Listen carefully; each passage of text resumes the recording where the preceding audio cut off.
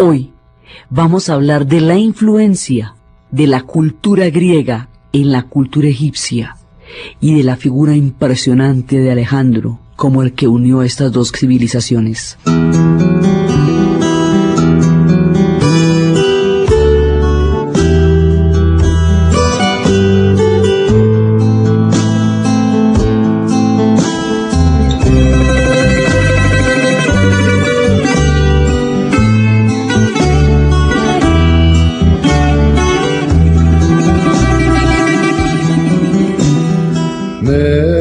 La vez pasada habíamos visto cómo los egipcios entran en una etapa sumamente crítica y difícil de su historia, y es la etapa en que primero llegaron los pueblos del mar, que eran los que había tenido que enfrentar el faraón después de Ramsés y todos ellos, y después llegaron las invasiones de los asirios, de los caldeos y luego de los persas.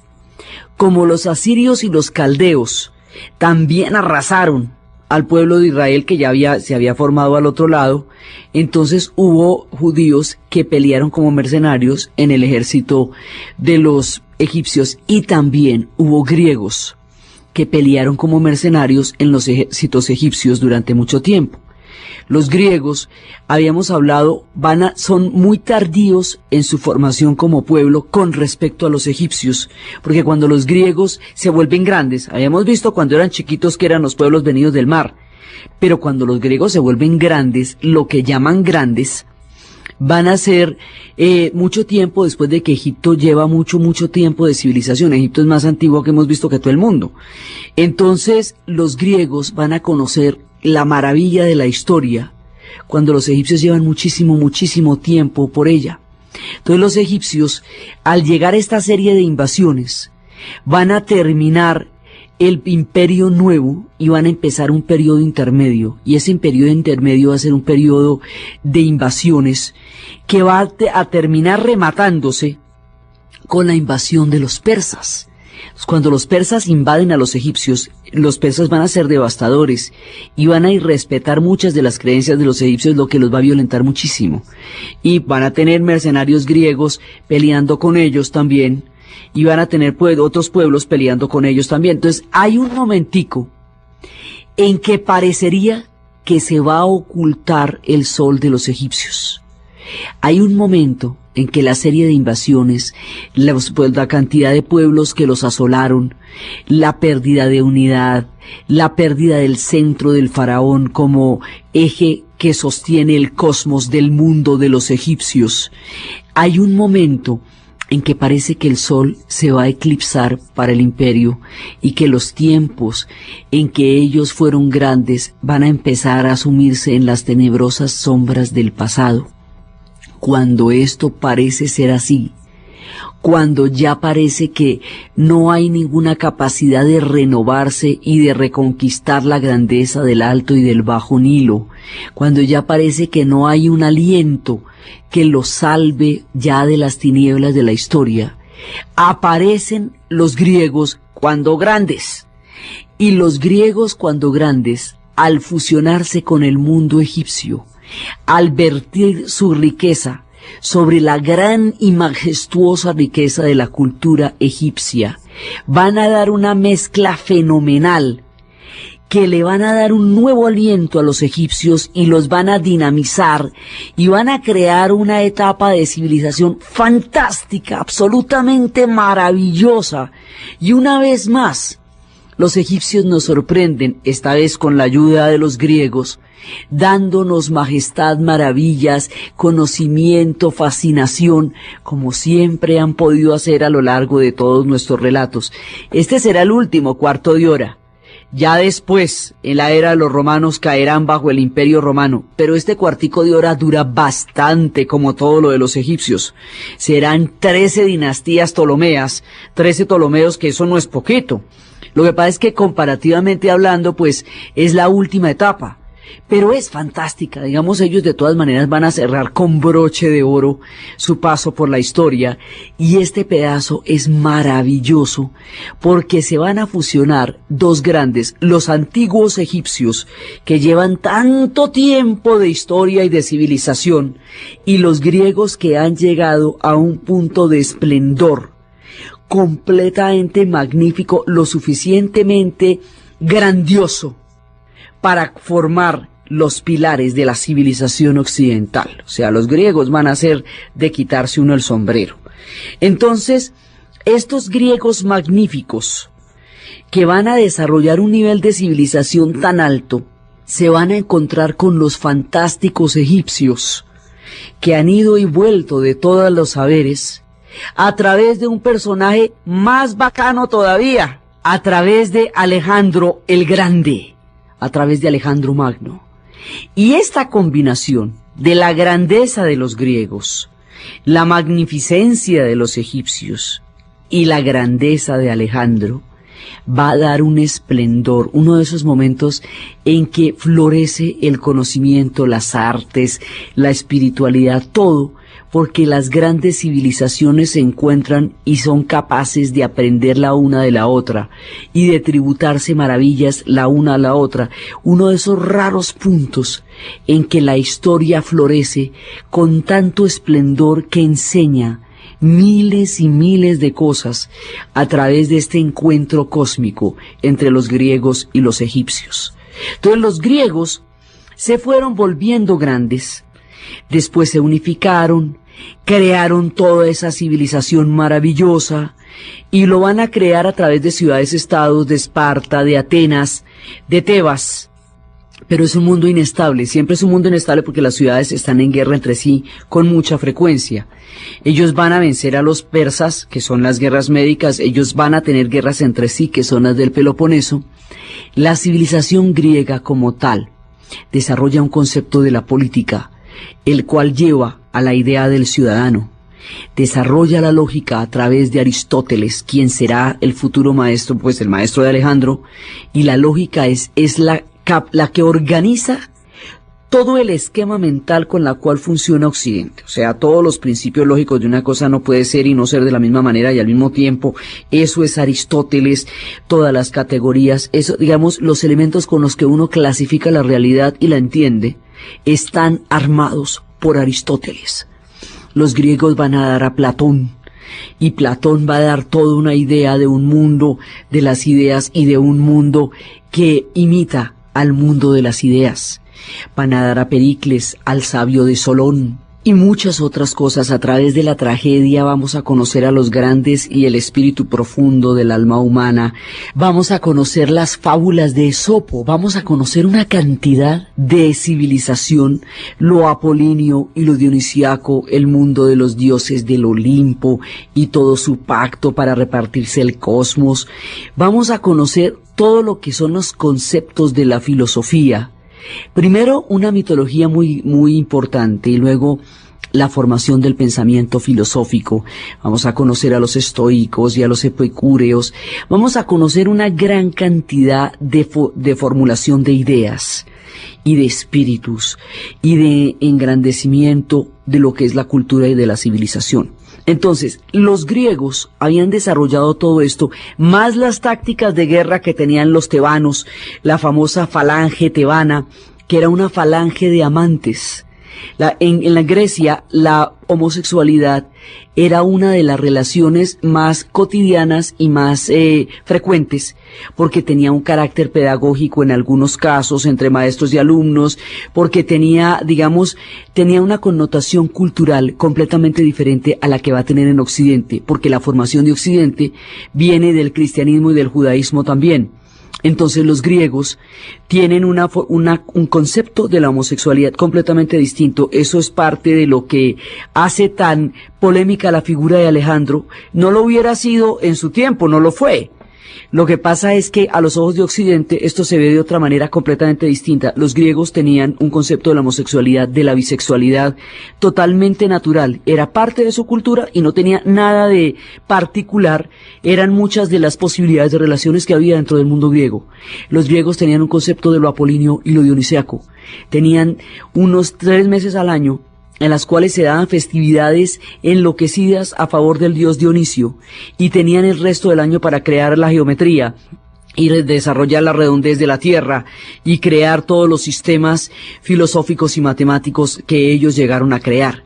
Entonces, esta civilización griega, que militarmente hablando también va a ser importantísima, la falange tebana, va a ser un regimiento de amantes, y como todos son amantes entre sí, ninguno puede abandonar a su amado en el campo de batalla, y por eso no se rinden jamás. Entonces la falange tebana va a ser fundamental, y la falange tebana va a ser una de las escuelas donde Alejandro va a aprender en los artes de la guerra.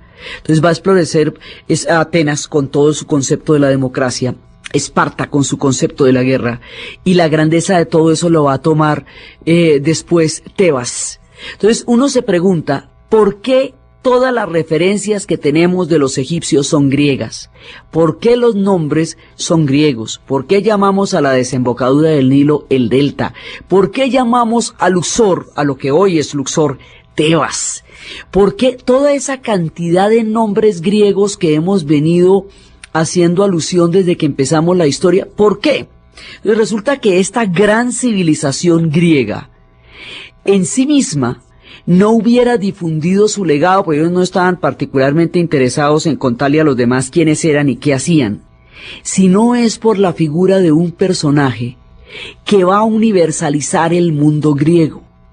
Va a haber un personaje que va a tomar todo el legado de los griegos y va a caminar el mundo entero, llevando el concepto que los griegos tienen del mundo, y eso lo va a universalizar. Y eso es lo que se va a llamar el helenismo. Ese personaje es Alejandro.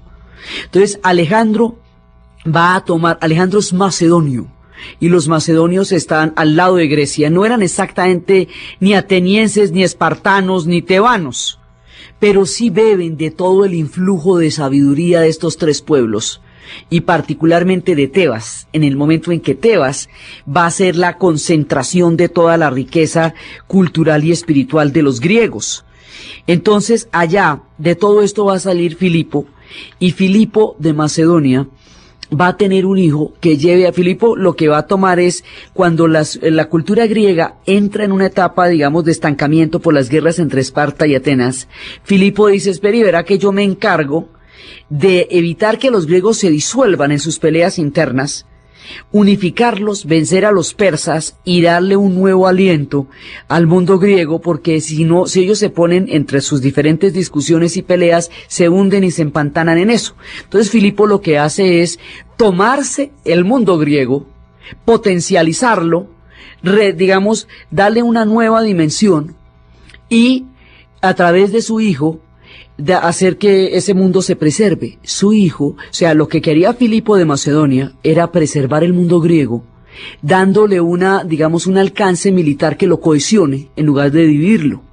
Entonces se le va a dar a su hijo, lo va a entrenar con el maestro de los maestros, Aristóteles. Aristóteles es un gigante mental. O sea, fundamentará la teología cristiana en el futuro, la lógica, las categorías. El mundo se entiende como Aristóteles lo pintó. Entonces, con Aristóteles van a estar los amigos de Alejandro, entre ellos Ptolomeo. Estos van a ser sus influencias. Alejandro toma los estandartes de Filipo, pero más allá de eso, los va a universalizar, porque va a caminar 4 millones de kilómetros en una conquista gigantesca. Entonces, Alejandro tiene la grandeza dentro, viene formado por un rey que era capaz de concebir un universo poderoso, y es el portador, el que va a dar a conocer al mundo una cultura brillante. Esa combinación es la que va a llegar a Egipto, tomando, entendiendo, respetando y amando el legado de los egipcios, porque otra de las gracias que tenían los griegos era que sí sabían apreciar la civilización que los egipcios serían, cosa que no pudieron apreciar los persas. Los persas, siendo grandes y siendo magníficos y siendo también una civilización muy valiosa, no van a apreciar el poder de Egipto en términos de su cultura, sino que lo van a tratar de someter por ser un granero y por ser tan rico como Egipto siempre fue en el mundo antiguo. Entonces, los griegos van a llegar allá. ¿Y van a llegar cómo? Van a llegar a través de los procesos de conquista de Alejandro. Entonces, Alejandro va fundando ciudades. Alejandro, por un lado, va fundando ciudades y por el otro lado, él cuando llega a Egipto, es que Egipto está pues en la mitad del camino, para poder llegar hasta Persia pues tuvo que pasar por Egipto porque está en la mitad del camino. Cuando va a llegar a Egipto, va a ir ante el oráculo de Amón. El oráculo de Amón le dice que sí es un dios, que no es el hijo de Filipo sino de Zeus, que sí va a conquistar el mundo. El oráculo de Amón confirma los sueños de Alejandro y con eso él está listo para entender no solamente la grandeza que lleva en su corazón de los griegos, sino la divinidad que entenderá en su alma de los egipcios.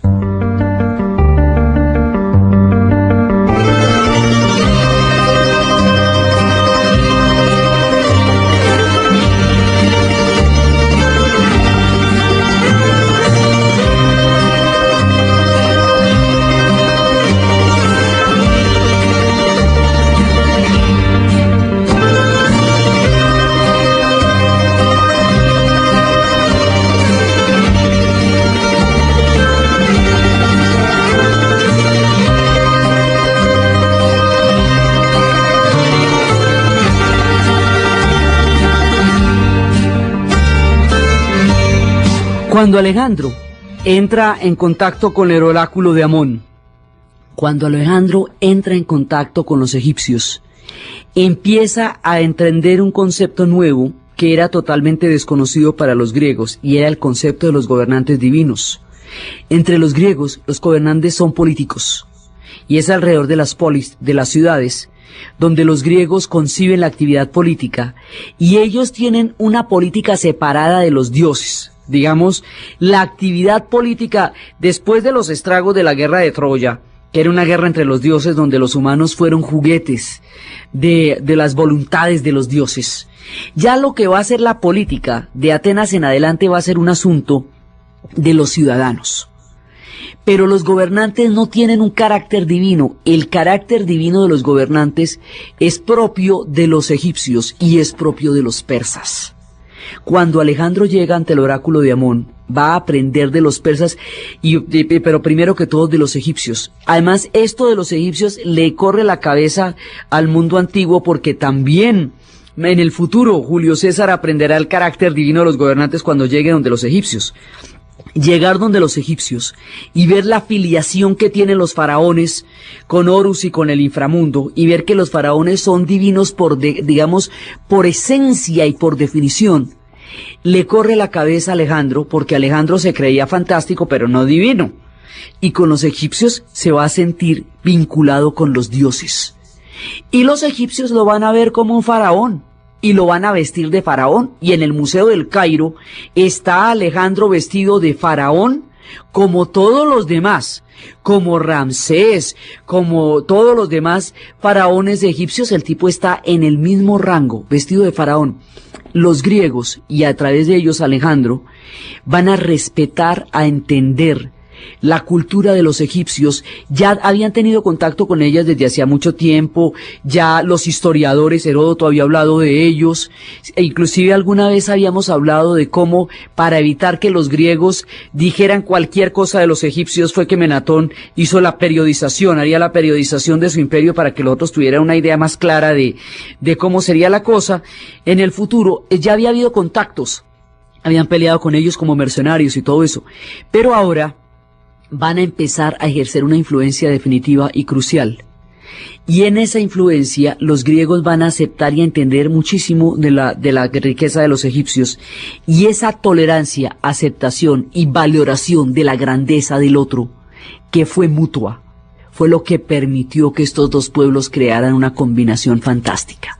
Entonces Alejandro va fundando ciudades porque, como griego que es, entiende que solamente la actividad humana se desarrolla, así lo concebían los griegos, dentro de la estructura de las ciudades, de la polis. Aristóteles decía que el hombre es un animal político, es decir, que la actividad de la política, de la polis, es esencial e inherente. Entonces Alejandro lo que tiene es una idea de un influjo civilizador. Y él quiere ir llevando a los pueblos dentro de su concepto de civilización, y en eso va universalizando la cultura griega, y esa universalización de la cultura griega es lo que llamamos el helenismo. El periodo helénico es Alejandro como jefe de prensa y vocero de la grandeza de todo lo que los griegos dieron. Entonces Alejandro, en esto de la fundación de ciudades, está pensando en fundar una ciudad bien fantástica.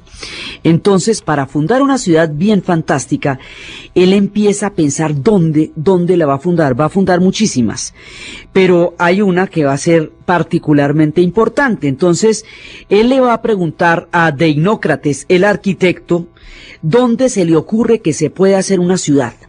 Y entonces, en un momento hay un sueño en el que le dicen que hay un mar tempestuoso donde existe un islote. Está delante de Egipto y lo llaman Faros. Alejandro se levanta, acude a Faros, y cuando ve la isla, la ve unida al continente por una calzada, y el arquitecto lo llevó y le dijo cómo le parece. Bueno, esa isla está perfecta. Hágame un plano de la ciudad para que yo más o menos me imagine cómo le sería la cosa. Deinócrates no tiene tiza para hacer el plano en ese momento, entonces lo hace con harina. Toma harina y va a trazar en el suelo de la isla un círculo, y en el interior del círculo dibuja unas líneas rectas, la figura de una clamide, que es como el manto corto que se pone a Alejandro en los hombros. El plano le encantó a Alejandro, pero entonces una multitud de pájaros se comió la harina que había utilizado para hacer el plano. Alejandro se asustó, pero el oráculo le ratificó que no, que eso estaba muy bien. Alejandro ordena, después de esto, construir una ciudad, y va a crear toda la manera de cómo la va a crear y todo eso. Entonces la va a dividir en 5 partes, y en cada una de las 5 partes va a grabar una letra: A, B, G, D, E, digamos, pero en el alfabeto griego, ¿no? Alfa, beta, gamma, delta, epsilon. Entonces la A es de Alejandro, la B es de Basileos, que significa rey en griego, la G es de Genos, que significa raza, la D es de Dios, y la E de edificación. Entonces son las 5 primeras de las letras del alfabeto que van a designar los barrios de una ciudad incomparable. Y esa construcción va a ser fiel a las lecciones que a él le había dado Aristóteles, y va a empezar a crear la ciudad más maravillosa que uno se pueda imaginar sobre la tierra. Entonces Alejandro la dejó diseñada. Sí, en un principio había pensado que fuera como una especie de figura de él con venas y arterias, pero después dijeron que las venas y las arterias de las ciudades son el comercio. Entonces va a quedar unida al continente, y empieza a crear. Él la deja fundada y va siguiendo su conquista por el mundo, pero la traza y la deja fundada. Esa ciudad va a haber muchas Alejandrías, pero esta es la ciudad, y esta es la Alejandría, y ese es el lugar donde va a tener toda esta grandeza un espacio para existir. Entonces Alejandro va a seguir. En total, las conquistas de Alejandro, con sus 4 millones de kilómetros cuadrados, van a dar lo que hoy comprende Libia, Egipto, Jordania, Líbano, Siria, Irak, una parte de Arabia Saudí, Turquía, y por supuesto, arrancando de Grecia, entonces Serbia, Macedonia, Rumania, Bulgaria, arrancando de Grecia, Turquía, Georgia, Rusia, Irán, Turkmenistán, el sur de Rusia, Azerbaiyán, Turkmenistán, Afganistán, llamado la Bactriana, que es donde va a conseguir a Rosana, su mujer, Uzbekistán, lo que hoy es Pakistán, va a llegar hasta la India. Y en la India es donde se va a devolver, porque alguna vez habíamos dicho que Alejandro es grande, pero la India más.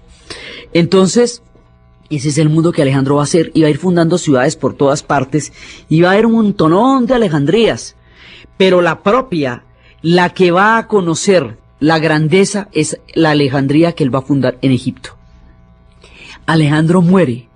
Con la muerte de Alejandro, con toda su grandeza y con todo su legado que Oliver Stone nos está mostrando, con la muerte de Alejandro, los generales, es decir, sus amigos, su parche, sus compadres, que fue con los que se educó, que fue con los que guerrió, que fue con los que caminó y que fue con los que conquistó el mundo y que se morían de la rabia cada vez que le daba un ataque de divinidad ya fuera de Egipto o ya fuera de Persia, porque decían se las cree las que le dicen, pero él también sabía que si no se embestía de divinidad los pueblos no lo iban a adorar.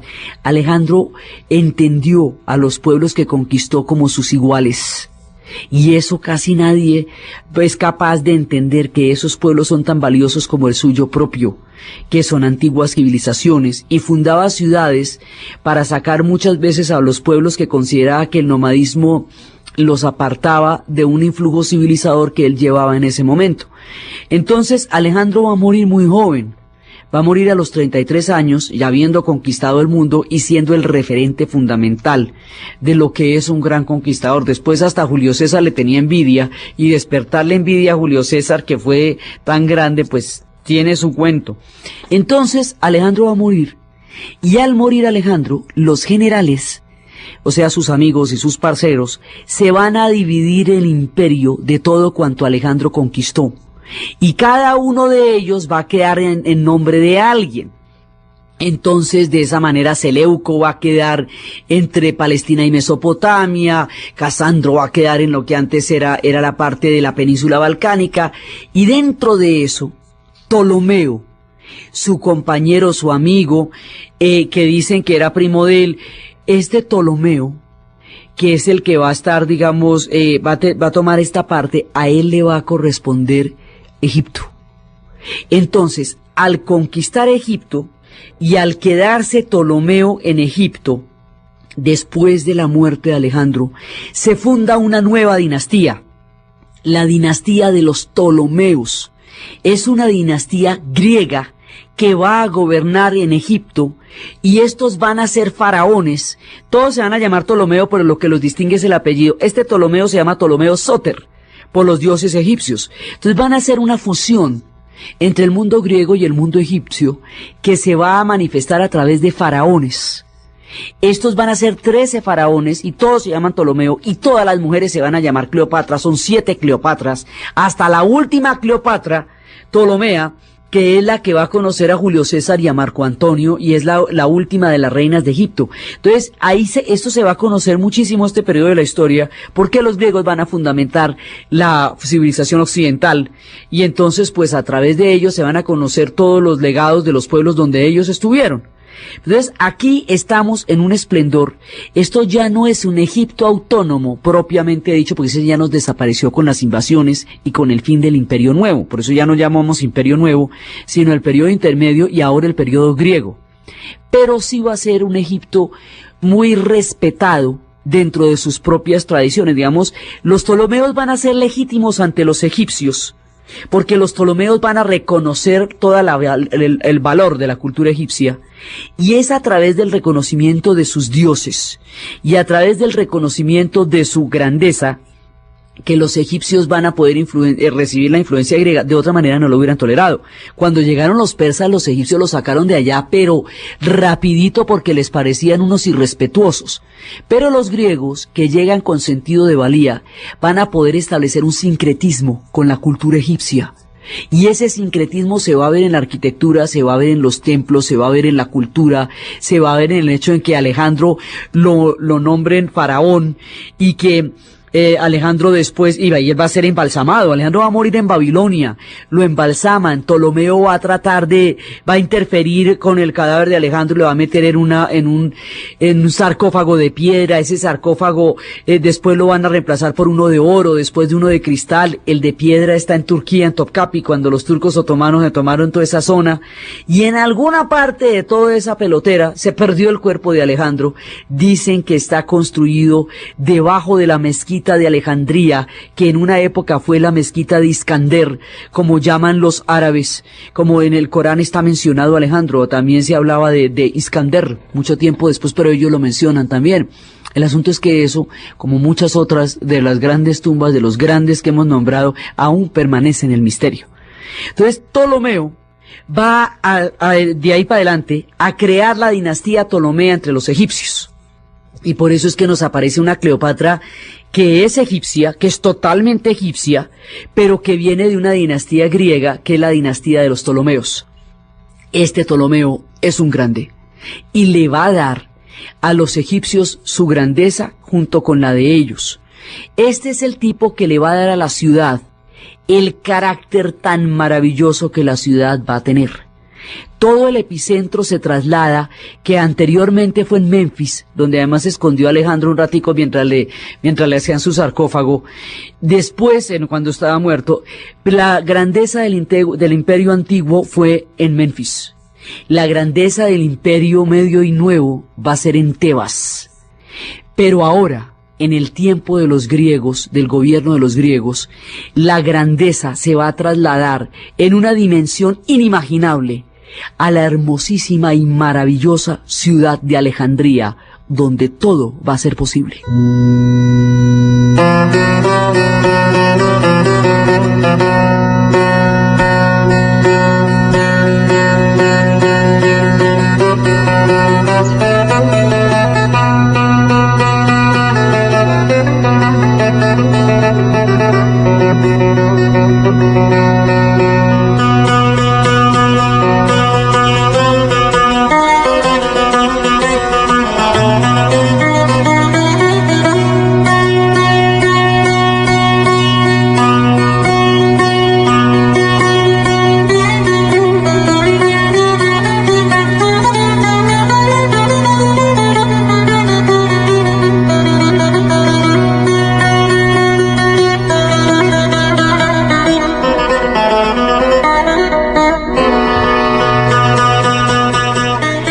Ptolomeo se sitúa en esta Alejandría a medio urbanizar y empieza y se convierte en el primer rey y empieza a darle toda una formación urbanística y hace una cosa brillante.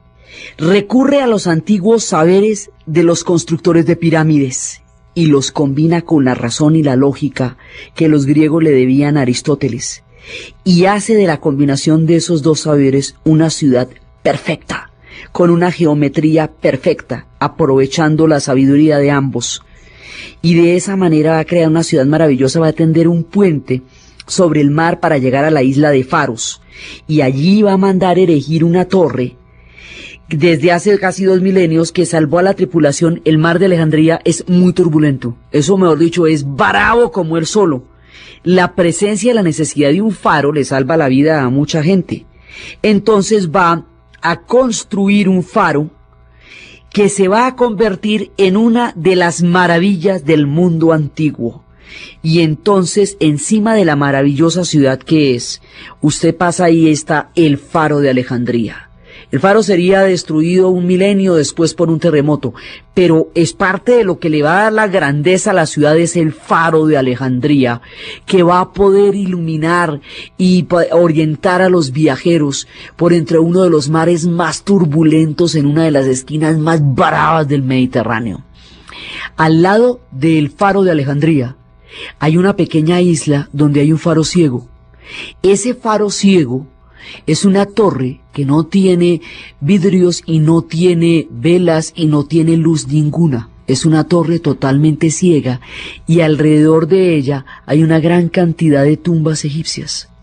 Se cree que ese otro faro, que está al lado del faro de Alejandría en una isla contigua, es para iluminar a las almas de los egipcios en su retorno al cuerpo para el paso a la eternidad. Que es de esa manera que se pueden orientar las almas que están regresando después del juicio de Anubis, después del peso del corazón, para llegar al mundo de Osiris y gozar así de los privilegios de la eternidad. Entonces Alejandría va creciendo y después viene lo más fantástico de todo.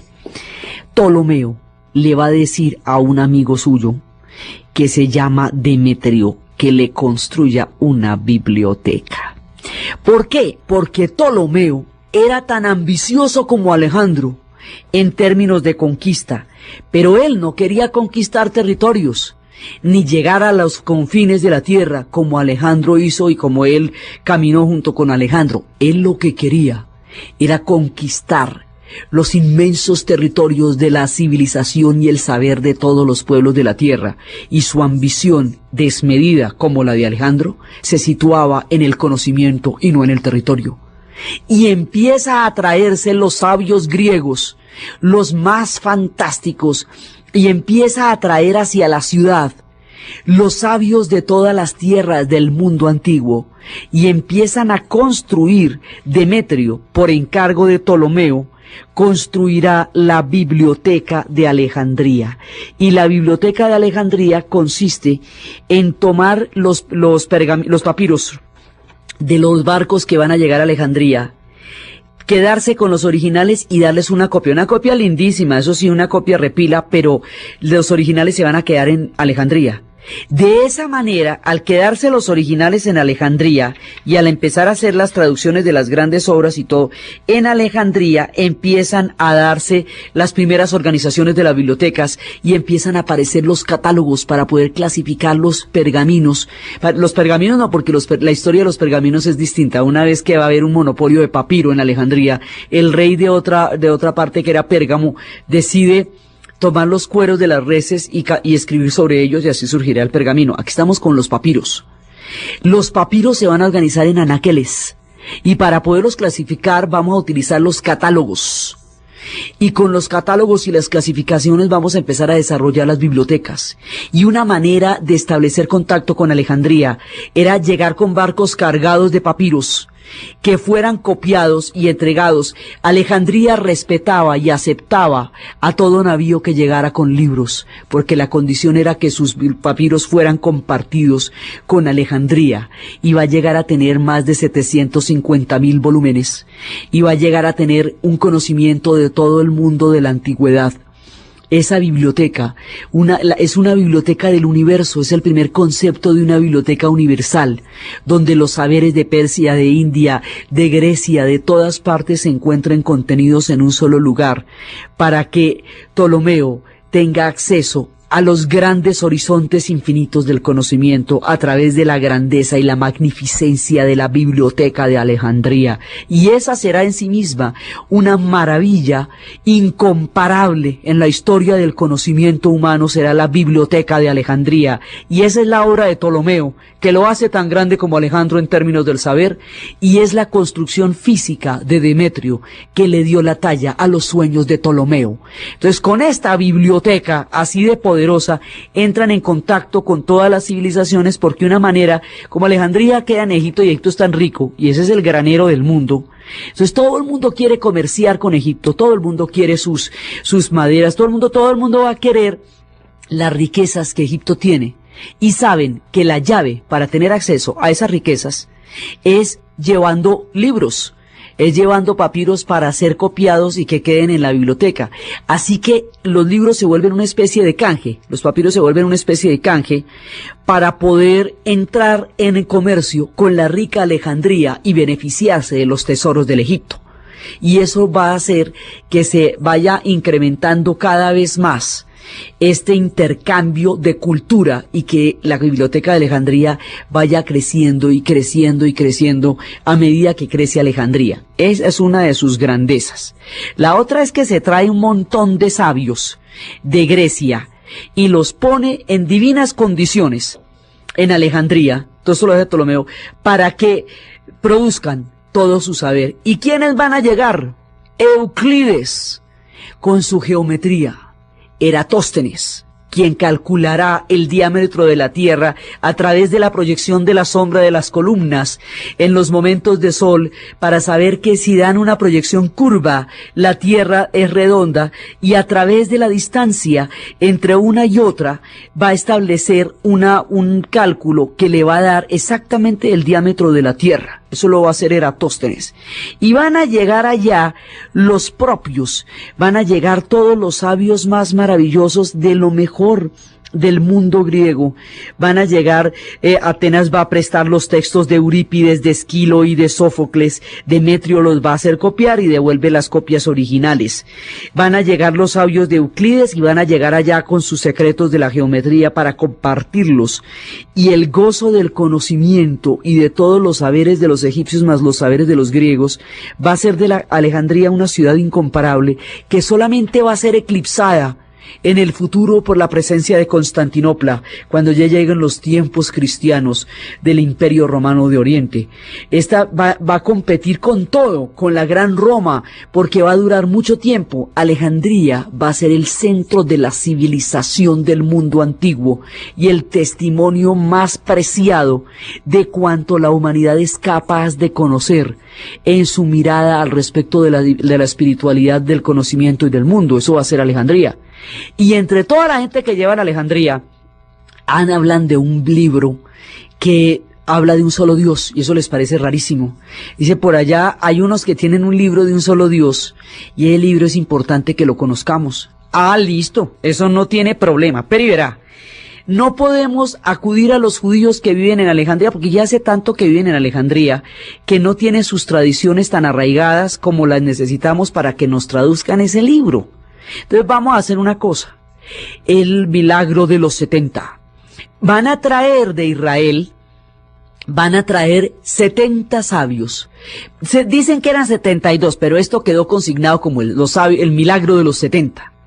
Esos 70 sabios van a ser trasladados a Alejandría y se les va a pedir a cada uno de ellos por separado, en celdas separadas y sin entrar en contacto el uno con el otro, que hagan la traducción de ese libro que está hablando de un solo Dios.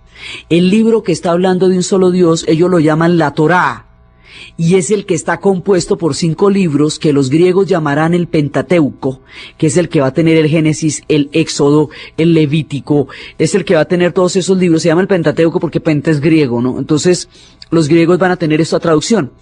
Se dan a la tarea los sabios, los 70, de traducir la Torá. Y esa traducción, el milagro consiste en que esa traducción es absolutamente idéntica entre cada uno de los 70 sabios sin haberse hablado en ninguno con otro entre sí. El caso de que la traducción sea idéntica es conocido como el milagro de los 70. Esa traducción que hacen los sabios judíos de este libro de un solo Dios es la primera traducción que se va a hacer del hebreo al griego de la Biblia. Y esa traducción que hacen del hebreo al griego de la Biblia es la que hace que la Biblia quede en Grecia y quede en la biblioteca, y que más adelante, cuando el mundo cristiano surja en estos mismos parajes y las escuelas cristianas florezcan en Alejandría, sea esta traducción de la Biblia la que se vaya a conocer, y como más adelante el cristianismo será la religión que fundamente a Occidente, por esta traducción de los 70, Occidente conoce la Biblia, y las versiones que se van a difundir a lo largo del mundo cristiano son las que provienen del milagro de los sabios de los 70. Entonces, otra de las cosas que Alejandría va a entregar al mundo es la traducción de la Biblia. Entonces nos va a traer la redondez de la tierra, la geometría euclidiana, la traducción de la Biblia, nos va a traer la biblioteca, nos va a traer las maravillas más impresionantes alrededor de lo que va a ser la gran civilización de Alejandría. Alejandría será una ciudad legendaria, más adelante quedará hundida en el mar y volverá a surgir muchas veces, y una novela maravillosa sobre la característica de la ciudad se escribirá en el siglo XX, que se conocerá como el Cuarteto de Alejandría, compuesta por 4 personajes, por lo que va a ser Justin, por lo que va a ser Baltasar, Montolive y Clea, una historia contada de la misma por 4 personajes, convirtiéndose la misma historia en una historia totalmente diferente. Y el prólogo de esa historia siempre dirá que cualquiera de las cosas que vayan a hacer los personajes a lo largo de la narración no se les puede atribuir directamente, no tienen una responsabilidad personal en sus acciones, porque son simplemente las formas como la sociedad utiliza a las personas para expresarse, que la culpa de todo cuanto sucede en esa novela la tiene y la tendrá siempre Alejandría, porque es el carácter de la ciudad el que utiliza a las personas para expresar su complejidad. Alejandría sería una ciudad de sabios, será una ciudad esotérica, será una ciudad mística, con una importante colonia judía, con una gran confluencia de la sabiduría griega, enmarcada en el maravilloso mundo de los egipcios. No se le puede pedir más a una ciudad como la belleza y la sabiduría de la incomparable Alejandría.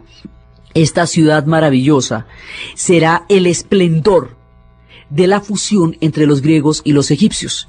Como los griegos van a fundamentar Occidente, entonces nosotros vamos a conocer muchas cosas a través de los griegos, y por eso es que nosotros cada ratico estamos dándole nombres griegos a una cantidad de ciudades y de historias de los egipcios, porque es a través de ellos. Cuando los egipcios queden ocultos temporalmente en el sol de la historia y nadie pueda leer los jeroglíficos, será el testimonio de los griegos el que nos permite entender lo que se sabrá, lo que se podrá rescatar mientras no se vuelvan a traducir los jeroglíficos de la historia de los egipcios. Por eso es que es tan importante. Entonces, en esta época empieza a darse una cosa maravillosa, y es que los templos van a tener la mirada de unos y otros. Entonces los templos que antes terminaban las columnas en papiro, en el loto o el papiro, en el papiro abierto o cerrado, ahora empiezan a tener influencias de columnas dóricas y de columnas jónicas, porque los griegos entran en la arquitectura de los templos, respetando la magia de todo, o sea, son templos egipcios, pero tienen toques griegos, lo que les va a dar un encanto maravilloso. Uno de estos templos, de los más hermosos, de los más bellos, será el templo de Philae. El templo de Philae se llama así porque queda en la isla de Philae, está consagrado, una parte del templo está consagrado a Horus. En la parte del templo que está consagrada a Horus, hay un texto que es exactamente el mismo texto que encontrarían muchos siglos después escrito en la piedra Rosetta, que estaba escrito por eso en los jeroglíficos de los egipcios, el demótico, que era la lengua en que escribían que hablaba el egipcio del pueblo, y el griego, porque es una época ptolomeica. Entonces, esas serán las inscripciones, es una inscripción idéntica a la que tendrá la piedra Rosetta, la clave que permitirá entender este legado. La isla de Philae es una isla dedicada a Isis, es una isla dedicada al amor y a la grandeza de esta diosa Isis. Dicen que las crecientes del Nilo eran lágrimas que derramaba Isis cuando supo que Osiris había muerto de una manera tan terrible. Al lado de la isla Philae hay ligada a ellas toda una cantidad de historias de amor, y cuenta la leyenda que un hombre que construyó la isla Philae se enamoró del que se le había encargado, del que le había encargado la construcción del templo, se enamoró de la hija de él. El que le encargó la construcción del templo al arquitecto, al ver que el arquitecto estaba enamorado de su hija y considerando que no era digno de ella, le dijo que tenía que amasar una gran fortuna para ser digno de su hija. El arquitecto se va desolado a levantar una fortuna gigantesca, y cuando llega con una fortuna que lo va a hacer digno de casarse con la mujer que ama, se encuentra con que el padre de esta mujer lo ha engañado y la ha aislado en el centro de la isla de Philae, haciendo inaccesible al haber cortado cualquier paso en el mar y dejando la isla totalmente separada para que él no pueda ver a su amada. Desolado por la tristeza de ver inútil su empresa, lejano el corazón de su amada, imposible el acceso a ella, encuentra un cocodrilo que estaba muy triste y abatido porque tenía una espina en la pata y no se la podía sacar. Entonces este tipo se le ocurre que si ayuda al dolor del cocodrilo, eso mitigue en algo el suyo, el ayudar al dolor de otro, y le quita la espina de la pata al cocodrilo, en una analogía de lo que más adelante sería la historia de Andrócles y el león en tiempos de los romanos. Le quita la espina. El cocodrilo queda feliz porque la espina lo tenía aburridísimo, y en agradecimiento a la bondad que tuvo el arquitecto con él, se va a juntar con todos los demás cocodrilos y va a crear un camino en el agua en cuyo lomo va a poder atravesar el arquitecto de una orilla a la otra este río que había dejado totalmente incomunicado a la isla de Philae, y va a poder, atravesando los lomos de los cocodrilos, llegar hasta donde está su amada, tener acceso a ella y burlar así la trampa que el destino le había tendido para hacer imposible su amor. Y estas son otras de las historias maravillosas que se cuentan de la isla de Philae. La isla de Philae sería el templo de Philae, sería trasladado en la misma época de Amun Simbel, y exactamente por lo mismo, por la represa de Asuán. Entonces, actualmente el templo de Philae queda en la isla de Argilia, pero todavía lo llamamos el templo de Philae. Incluso dinamitaron pedazos para que quedara igualito a como era la isla de Philae. Se llama el templo de Philae. Recoge la grandeza de Isis. Es una historia de amor y es un templo para los enamorados, por la historia del arquitecto que venció todos los obstáculos para estar con su amada. Tiene toda la magnificencia de los templos egipcios y el toque sutil, porque en esto eran sutiles, de los griegos en ciertas formas de las columnas. Es el último templo donde se inscribieron los jeroglíficos, antes de que desaparecieran en el silencio de los tiempos estos maravillosos testimonios del inframundo. Es el último de los grandes templos. Entonces todo esto va haciendo florecer el mundo de los Ptolomeos. Y el mundo de los Ptolomeos va a ser un mundo esplendoroso, porque no solamente va a existir todos estos saberes y todas estas maravillas, y el templo de Philae, y la biblioteca de Alejandría, y el milagro de los 70 y los sabios, sino que más adelante, dentro de la misma dinastía de los Ptolomeos, es que se va a crear el famoso sistema cósmico, que regiría la idea que el mundo tendrá de los astros hasta Copérnico.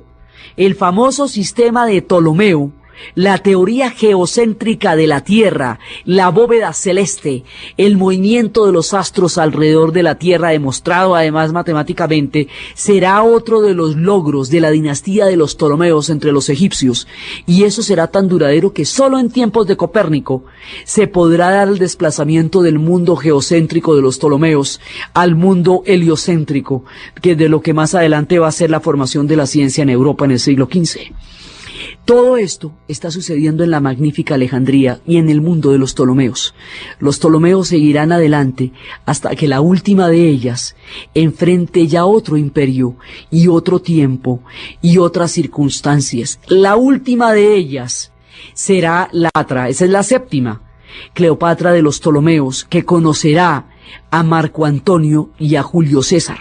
Las historias de Cleopatra con Julio César, ya los tiempos de los romanos, cuando los griegos se vayan a convertir en provincia romana y los egipcios estén a punto de perderlo todo, en la trágica y heroica figura de esta reina, será lo que veremos en el siguiente programa. Entonces, desde el esplendor de Alejandría, la grandeza de Alejandro, la talla histórica de Ptolomeo, la maravilla de la biblioteca, el esplendor de la fusión de dos culturas que le han dado al mundo uno de sus periodos más eximios y fantásticos en términos de grandeza, conocimiento y espiritualidad, en la narración Diana Uribe, en la producción Jessy Rodríguez, y para ustedes feliz domingo.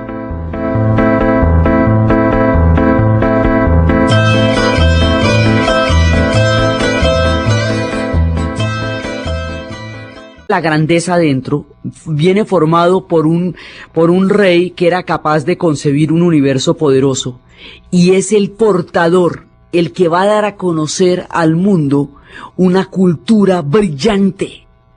Esa combinación es la que va a llegar a Egipto, tomando, entendiendo, respetando y amando el legado de los egipcios, porque otra de las gracias que tenían los griegos era que sí sabían apreciar la civilización que los egipcios serían, cosa que no pudieron apreciar los persas.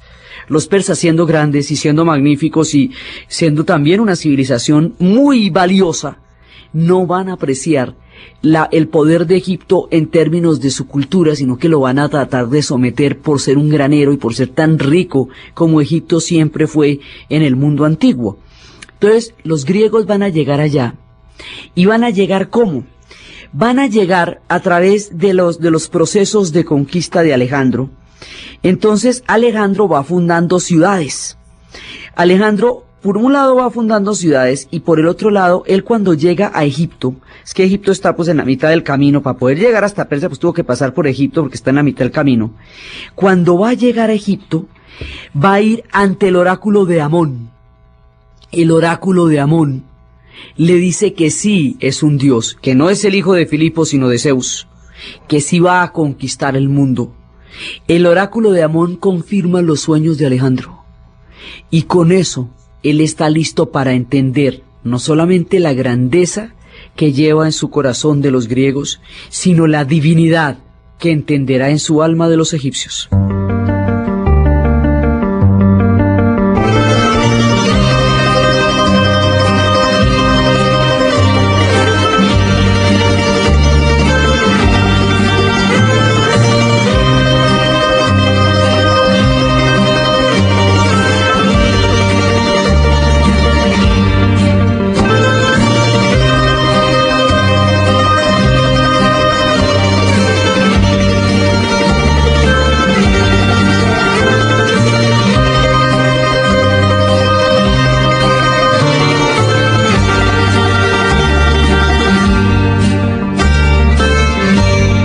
Cuando Alejandro entra en contacto con el oráculo de Amón, cuando Alejandro entra en contacto con los egipcios, empieza a entender un concepto nuevo que era totalmente desconocido para los griegos, y era el concepto de los gobernantes divinos.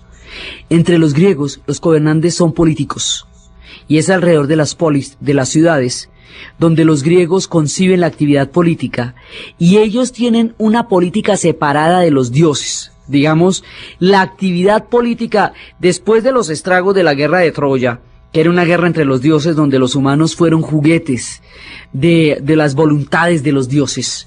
Ya lo que va a ser la política de Atenas en adelante va a ser un asunto de los ciudadanos. Pero los gobernantes no tienen un carácter divino. El carácter divino de los gobernantes es propio de los egipcios y es propio de los persas. Cuando Alejandro llega ante el oráculo de Amón, va a aprender de los persas, pero primero que todo de los egipcios. Además, esto de los egipcios le corre la cabeza al mundo antiguo porque también en el futuro Julio César aprenderá el carácter divino de los gobernantes cuando llegue donde los egipcios. Llegar donde los egipcios y ver la filiación que tienen los faraones con Horus y con el inframundo, y ver que los faraones son divinos por esencia y por definición, le corre la cabeza a Alejandro, porque Alejandro se creía fantástico pero no divino, y con los egipcios se va a sentir vinculado con los dioses, y los egipcios lo van a ver como un faraón y lo van a vestir de faraón, y en el Museo del Cairo está Alejandro vestido de faraón como todos los demás, como Ramsés, como todos los demás faraones egipcios. El tipo está en el mismo rango, vestido de faraón. Los griegos, y a través de ellos Alejandro, van a respetar, a entender la cultura de los egipcios. Ya habían tenido contacto con ellas desde hacía mucho tiempo, ya los historiadores, Heródoto había hablado de ellos, e inclusive alguna vez habíamos hablado de cómo, para evitar que los griegos dijeran cualquier cosa de los egipcios, fue que Menatón hizo la periodización, haría la periodización de su imperio para que los otros tuvieran una idea más clara de cómo sería la cosa en el futuro. Ya había habido contactos, habían peleado con ellos como mercenarios y todo eso, pero ahora van a empezar a ejercer una influencia definitiva y crucial.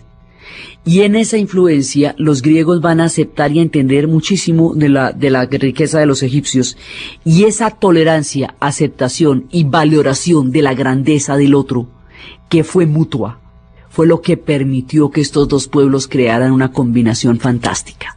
Entonces Alejandro va fundando ciudades porque, como griego que es, entiende que solamente la actividad humana se desarrolla, así lo concebían los griegos, dentro de la estructura de las ciudades, de la polis. Aristóteles decía que el hombre es un animal político, es decir, que la actividad de la política, de la polis, es esencial e inherente. Entonces Alejandro lo que tiene es una idea de un influjo civilizador, y él quiere ir llevando a los pueblos dentro de su concepto de civilización, y en eso va universalizando la cultura griega, y esa universalización de la cultura griega es lo que llamamos el helenismo. El periodo helénico es Alejandro como jefe de prensa y vocero de la grandeza de todo lo que los griegos dieron. Entonces, Alejandro, en esto de la fundación de ciudades, está pensando en fundar una ciudad bien fantástica. Entonces, para fundar una ciudad bien fantástica, él empieza a pensar dónde la va a fundar. Va a fundar muchísimas, pero hay una que va a ser particularmente importante. Entonces, él le va a preguntar a Deinócrates, el arquitecto, dónde se le ocurre que se puede hacer una ciudad. Y entonces, en un momento hay un sueño en el que le dicen que hay un mar tempestuoso donde existe un islote, está delante de Egipto y lo llaman Faros. Alejandro se levanta, acude a Faros y cuando ve la isla, la ve unida al continente por una calzada y el arquitecto lo llevó y le dijo, ¿cómo le parece? Bueno, esa isla está perfecta. Hágame un plano de la ciudad para que yo más o menos me imagine cómo le sería la cosa. Deinócrates no tiene tiza para hacer el plano en ese momento, entonces lo hace con harina. Toma harina y va a trazar en el suelo de la isla un círculo y en el interior del círculo dibuja unas líneas rectas, la figura de una clamide, que es como el manto corto que se pone a Alejandro en los hombros. El plano le encantó a Alejandro, pero entonces una multitud de pájaros se comió la harina que había utilizado para hacer el plano. Alejandro se asustó, pero el oráculo le ratificó que no, que eso estaba muy bien. Alejandro ordena, después de esto, construir una ciudad y va a crear toda la manera de cómo la va a crear y todo eso. Entonces la va a dividir en 5 partes. Y en cada una de las 5 partes va a grabar una letra. A, B, G, D, E, digamos, pero en el alfabeto griego, ¿no? Alfa, beta, gamma, delta, epsilon. Entonces, la A es de Alejandro, la B es de Basileos, que significa rey en griego. La G es de Genos, que significa raza. La D es de Dios. Y la E de edificación. Entonces, son las 5 primeras letras del alfabeto que van a designar los barrios de una ciudad incomparable. Y esa construcción va a ser fiel a las lecciones que a él le había dado Aristóteles. Y va a empezar a crear la ciudad más maravillosa que uno se pueda imaginar sobre la tierra. Entonces, Alejandro la dejó diseñada. Sí, en un principio había pensado que fuera como una especie de figura de él con venas y arterias, pero después dijeron que las venas y las arterias de las ciudades son el comercio, entonces va a quedar unida al continente y empieza a crear, él la deja fundada y va siguiendo su conquista por el mundo, pero la traza y la deja fundada. Esa ciudad va a haber muchas Alejandrías, pero esta es la ciudad y esta es la Alejandría y ese es el lugar donde va a tener toda esta grandeza un espacio para existir. Hoy vamos a hablar de la influencia de la cultura griega en la cultura egipcia y de la figura impresionante de Alejandro como el que unió estas dos civilizaciones.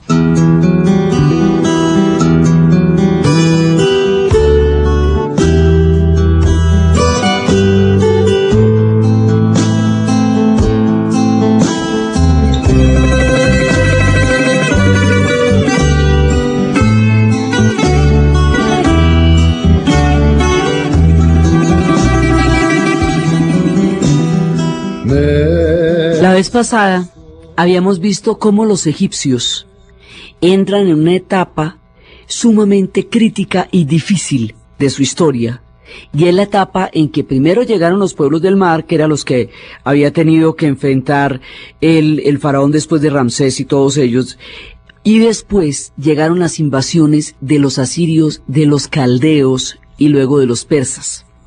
Como los asirios y los caldeos también arrasaron al pueblo de Israel que se había formado al otro lado, entonces hubo judíos que pelearon como mercenarios en el ejército de los egipcios y también hubo griegos que pelearon como mercenarios en los ejércitos egipcios durante mucho tiempo. Los griegos, habíamos hablado, son muy tardíos en su formación como pueblo con respecto a los egipcios, porque cuando los griegos se vuelven grandes, habíamos visto cuando eran chiquitos que eran los pueblos venidos del mar, pero cuando los griegos se vuelven grandes, lo que llaman grandes, van a ser mucho tiempo después de que Egipto lleva mucho tiempo de civilización. Egipto es más antiguo que hemos visto que todo el mundo. Entonces los griegos van a conocer la maravilla de la historia cuando los egipcios llevan muchísimo tiempo por ella.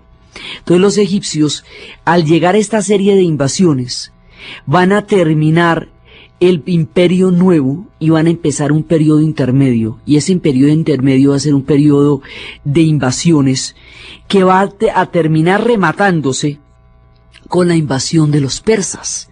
Cuando los persas invaden a los egipcios, los persas van a ser devastadores y van a irrespetar muchas de las creencias de los egipcios, lo que los va a violentar muchísimo, y van a tener mercenarios griegos peleando con ellos también, y van a tener otros pueblos peleando con ellos también. Entonces hay un momentico en que parecería que se va a ocultar el sol de los egipcios. Hay un momento en que la serie de invasiones, la cantidad de pueblos que los asolaron, la pérdida de unidad, la pérdida del centro del faraón como eje que sostiene el cosmos del mundo de los egipcios, hay un momento en que parece que el sol se va a eclipsar para el imperio y que los tiempos en que ellos fueron grandes van a empezar a sumirse en las tenebrosas sombras del pasado. Cuando esto parece ser así, cuando ya parece que no hay ninguna capacidad de renovarse y de reconquistar la grandeza del Alto y del Bajo Nilo, cuando ya parece que no hay un aliento que los salve ya de las tinieblas de la historia, aparecen los griegos cuando grandes. Y los griegos cuando grandes, al fusionarse con el mundo egipcio, al vertir su riqueza sobre la gran y majestuosa riqueza de la cultura egipcia, van a dar una mezcla fenomenal que le van a dar un nuevo aliento a los egipcios y los van a dinamizar y van a crear una etapa de civilización fantástica, absolutamente maravillosa. Y una vez más, los egipcios nos sorprenden, esta vez con la ayuda de los griegos, dándonos majestad, maravillas, conocimiento, fascinación, como siempre han podido hacer a lo largo de todos nuestros relatos. Este será el último cuarto de hora. Ya después, en la era de los romanos, caerán bajo el imperio romano, pero este cuartico de hora dura bastante, como todo lo de los egipcios.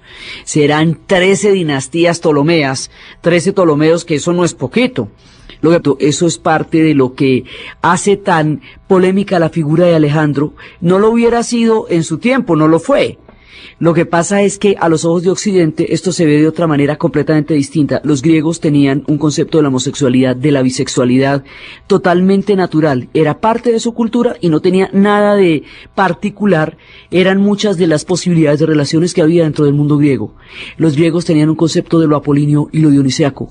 Tenían unos 3 meses al año en las cuales se daban festividades enloquecidas a favor del dios Dionisio, y tenían el resto del año para crear la geometría y desarrollar la redondez de la Tierra y crear todos los sistemas filosóficos y matemáticos que ellos llegaron a crear. Entonces, esta civilización griega, que militarmente hablando también va a ser importantísima, la falange tebana, va a ser un regimiento de amantes, y como todos son amantes entre sí, ninguno puede abandonar a su amado en el campo de batalla, y por eso no se rinden jamás. Entonces la falange tebana va a ser fundamental, y la falange tebana va a ser una de las escuelas donde Alejandro va a aprender los artes de la guerra. Entonces va a explorar Atenas con todo su concepto de la democracia, Esparta con su concepto de la guerra, y la grandeza de todo eso lo va a tomar después Tebas. Entonces uno se pregunta, ¿por qué todas las referencias que tenemos de los egipcios son griegas? ¿Por qué los nombres son griegos? ¿Por qué llamamos a la desembocadura del Nilo el delta? ¿Por qué llamamos a Luxor, a lo que hoy es Luxor, Tebas? ¿Por qué toda esa cantidad de nombres griegos que hemos venido haciendo alusión desde que empezamos la historia? ¿Por qué? Entonces resulta que esta gran civilización griega en sí misma no hubiera difundido su legado, porque ellos no estaban particularmente interesados en contarle a los demás quiénes eran y qué hacían, si no es por la figura de un personaje que va a universalizar el mundo griego.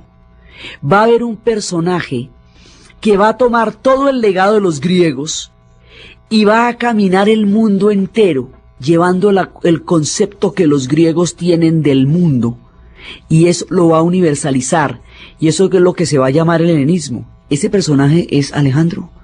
Entonces Alejandro es macedonio, y los macedonios están al lado de Grecia. No eran exactamente ni atenienses, ni espartanos, ni tebanos, pero sí beben de todo el influjo de sabiduría de estos tres pueblos, y particularmente de Tebas, en el momento en que Tebas va a ser la concentración de toda la riqueza cultural y espiritual de los griegos.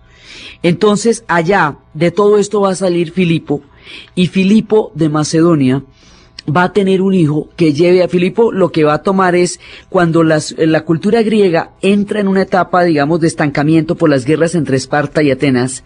Filipo dice: espera y verá que yo me encargo de evitar que los griegos se disuelvan en sus peleas internas, unificarlos, vencer a los persas y darle un nuevo aliento al mundo griego, porque si ellos se ponen entre sus diferentes discusiones y peleas, se hunden y se empantanan en eso. Entonces Filipo lo que hace es tomarse el mundo griego, potencializarlo, digamos, darle una nueva dimensión, y a través de su hijo de hacer que ese mundo se preserve. Su hijo, o sea, lo que quería Filipo de Macedonia era preservar el mundo griego, dándole un alcance militar que lo cohesione en lugar de dividirlo. Entonces se le va a dar a su hijo, lo va a entrenar con el maestro de los maestros, Aristóteles. Aristóteles es un gigante mental. O sea, fundamentará la teología cristiana en el futuro, la lógica, las categorías. El mundo se entiende como Aristóteles lo pintó. Entonces, con Aristóteles van a estar los amigos de Alejandro, entre ellos Ptolomeo. Estos van a ser sus influencias. Alejandro toma los estandartes de Filipo, pero más allá de eso los va a universalizar, porque va a caminar 4 millones de kilómetros en una conquista gigantesca.